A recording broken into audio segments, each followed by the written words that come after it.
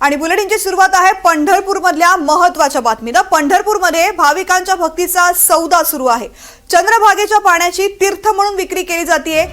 या तीर्थ विक्रीचं सीसीटीव्ही समोर आलंय। या कृत्यामुळे संताप व्यक्त झालाय आणि श्रद्धेच्या शोषणावरती प्रश्नचिन्ह उपस्थित झालेलं आहे। पंढरपूरमधील मंदिर परिसरामध्ये भाविकांकडून पैसे घेऊन तीर्थ विक्रीचा प्रकार समोर आलाय। बीव्हीजे कंपनीचे खासगी सुरक्षा रक्षक चंद्रभागेचं पाणी विकत असल्याचं उघड झालंय। संपूर्ण प्रकार सीसीटीव्हीत कैद झालाय। व्हिडिओ सोशल मीडियावरती व्हायरल झालाय। पावसामुळे पाणी पातळी वाढली असल्यामुळे भाविकांना नदीमध्ये जाण्याची मनाई आणि त्यामुळे हा सगळा प्रकार सुरू आहे। पाण्याची थेट विक्री केली जाते। या संदर्भातली अधिक माहिती देत आहेत चंद्रभागेच्या तीरावरून संकेत कुलकर्णी। संकेत, हे सगळं प्रकरण समोर आल्यानंतर आता काय कारवाई केली जाते, काय सध्याची माहिती आहे? अद्याप तरी कुठल्याही प्रकारची कारवाईचा जो बडगा आहे तो अजून तृप्ती उठलेला दिसत नाही।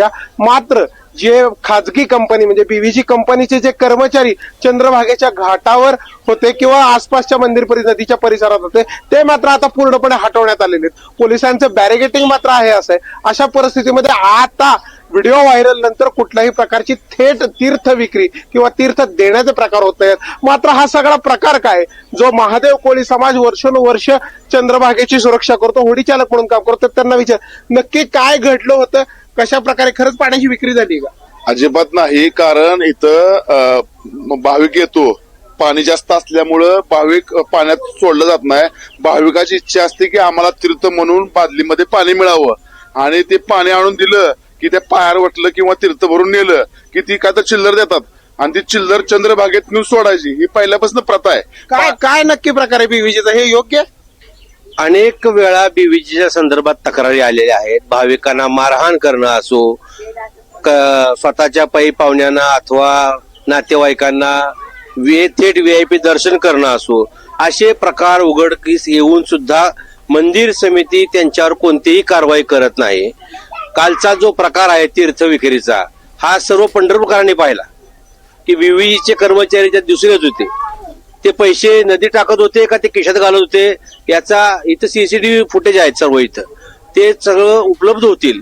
परंतु अनेक मंदिर समितीच्या बद्दल त्यांच्यावर कारवाई झाली पाहिजे काय? 100% जे मारहाण झाली त्यांच्यावरही कारवाई झाली नाही अजून।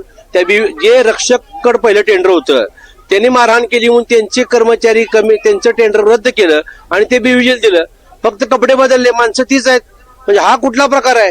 मंदिर समितीच्या व्यवस्थापकावर काही आरोप झाले की त्यांनी, परंतु यातील मोठा मासा गळाला लागण्याचे प्रकार, हे प्रकरण दडपण्यासाठी यांनी सन्मान्य श्रोत्री साहेबांना पदभार काढून घेतला। काय थेट कारवाई नाही, याच्यावर ह्याची पूर्ण चौकशी झाली पाहिजे, हे पंढरपूरकडून आमची सर्वांची अपेक्षा आहे। वारंवार यावर खरं तर थेट कारवाई करण्याची मागणी आता पंढरपुरात करतायत। काही जणांच्या मते ही दक्षिणा म्हणून चंद्रभागेला दिली असावी असाही कयास मानला जातोय। मात्र सध्याच्या प्राथमिक माहिती आणि व्हिडिओनुसार मात्र श्रद्धेचा सौदा पंढरपुरात झालेला बघायला मिळतोय। तृप्ती, निश्चित संकेत, थेट सीसीटीव्ही समोर आलेला आहे। आता आरोप सुद्धा सुरू झालेले आहेत। प्रकरणाची दखल घेतली जाते का, काय नेमकी कारवाई केली जाते हे पाहणं महत्त्वाचं आहे। धन्यवाद संपूर्ण माहिती करता।